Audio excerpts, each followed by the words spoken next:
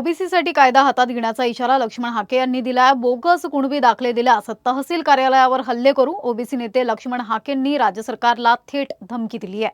जरांगेंसाठी शासनाची तत्परता नव्हे तर लाचारी आहे, हाकेंनी ही टीका केली आहे. खरं तर हे मनोज जरांगेंचं उपोषण हे कुणाचं तरी पॉलिटिकल स्कोर सेट करण्यासाठी होतं आणि हे नियोजित आंदोलन होतं. मुळात जरांगे आज दिवसभर उन्हात बसला म्हणून ह्या शासनानं जी काही तत्परता दाखवली ही शासनाची तत्परता नव्हती तर एक लाचारी बघायला मिळाली शासनाची. आणि मुळात विखे पाटील आणि लाड ही दोन माणसं तिथं येतात काय आणि त्या माणसांचा दोघांचा अपमान जरांगे क्षणाक्षणाला प्रत्येक वाक्यामध्ये त्यांचा अपमान करत होता. आणि हा अपमान करत असताना वेळोवेळी महाराष्ट्राच्या मुख्यमंत्र्यांचाही ते अपमान करत होते. म्हणून एवढं अगतिक आणि लाचार सरकार आज आम्हाला बघायला भेटलं. अहो, जरांगे उन्हात बसलाय, वर टाकळी बांधली, खाली गादी घेतली म्हणून तुम्ही जरांगेकडे धावत पळत गेला.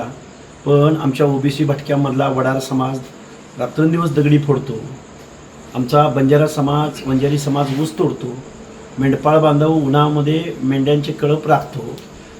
या लोकांचे दुःख वेदना या गोष्टी या सरकारला कधी दिसत नाहीत.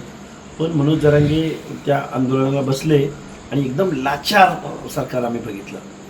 या मनोज जरांगेंच्या आंदोलनाला बळी पडून कास्ट स्क्रुटिनी करणाऱ्या समितीवर जर यांनी काही दबाव आणला तर ओबीसी त्याला एकदम प्रचंड विरोध करतील.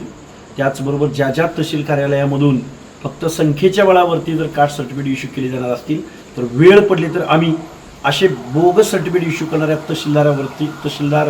तहसीलदार कार्यालयावरती हल्ले करू, तहसील कार्यालयावर हल्ले करू आणि आम्ही प्रसंगी कायदा हातात घेऊ. आम्ही संविधानाची भाषा, कायद्याची भाषा बोलणारी माणसं आहोत.